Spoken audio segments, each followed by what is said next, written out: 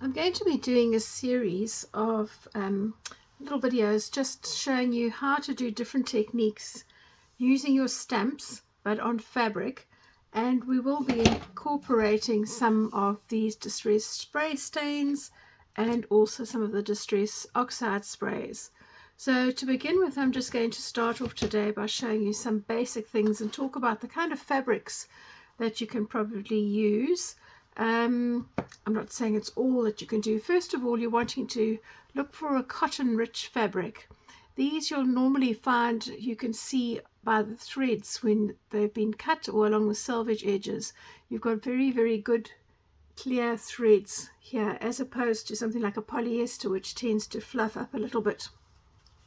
This is a calico which has been washed already, and you'll see it's got quite a nice tight grain and it lies quite flat. This is also a cotton, and you can see that by the threads on the side. The other thing with cotton is that if you crunch it up in your hands, it creases, and I'm sure that you're all familiar with having to iron it. Excuse me. But you will see here that this has got a slightly coarser texture, so we could use the same stamp on either piece of fabric, but we're going to get different results. And then I've got a slightly different color cotton. This is quite a tight weave one. It's also a calico, and you'll see that calico has got different color threads on the selvages, which are the edge pieces where that's tightly woven. You'll get a blue, a red, and a green, and a black, and they all will indicate to you the quantity of synthetic fibers that are possibly there. This kind of fabric is known as mull cloth. It is quite similar to cheesecloth. It is also cotton, but if you have a look at it, you'll see that it's got a very, very loose weave, and it is very transparent.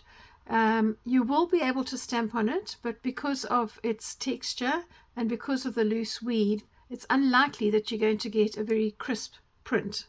And then here I have what is known as seed cloth. So this is similar to calico. It's very, very fine, but it has these little flecks of brown in it, which the normal calico doesn't have.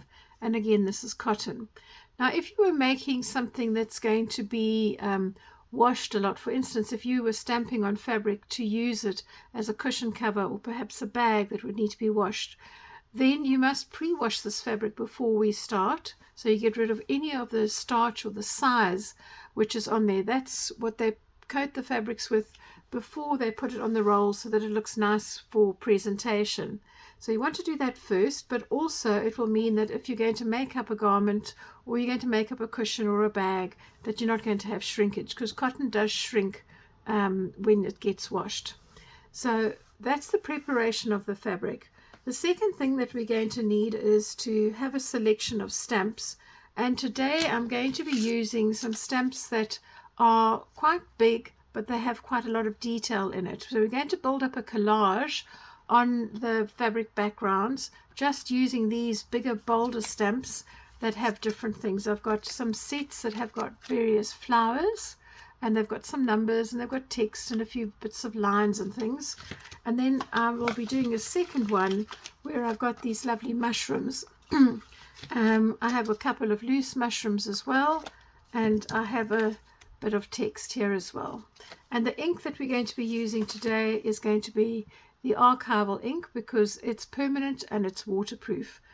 If you are using this piece of fabric not for a junk journal or covering a book, but you're going to be doing a garment or a piece of fabric for a bag or a cushion, then once you've actually allowed the ink to dry on the fabric, it's really important that you heat set it. And you can do that by ironing on the back with a hot dry iron once the ink has dried, or you could pop it into your tumble dryer for half an hour on a hot setting. Okay, so that's the basics. I'm now going to cut up some various sizes of these different fabrics so that I can show you what happens with each of them as we come to stamp. I'm now going to use one of my mushroom stamps, which I'm going to use this one.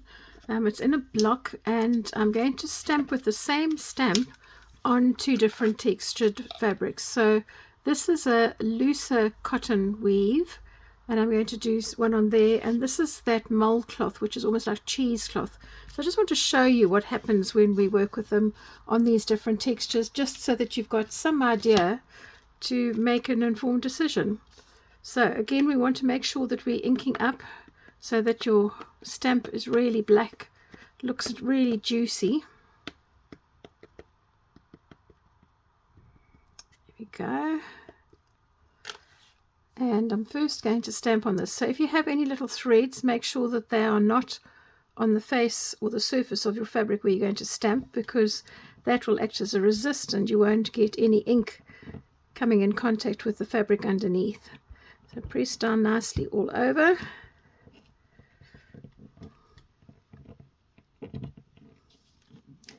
Okay, so that's quite a nice imprint there. Now we're going to do exactly the same stamp on this looser fabric.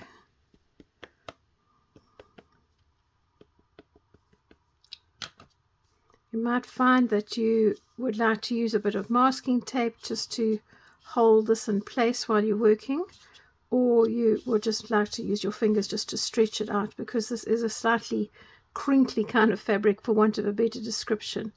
So I'm going to just press down again nice and firmly, just so that the ink can penetrate and grip on the fabric. And there we go. So that gives you a very delicate, lovely, soft feel. Imagine if you were doing something with like a beachy kind of scene or watery. That would be perfect for that. And that is the slightly tighter weave that we're working on. Now I'm going to just snip off a piece of my cotton calico, and I'm going to do exactly the same stamp, but you'll see the difference immediately when we come to work on this tighter weave. So again, just remove any threads, get them out the way. Oopsie. And let's ink this up.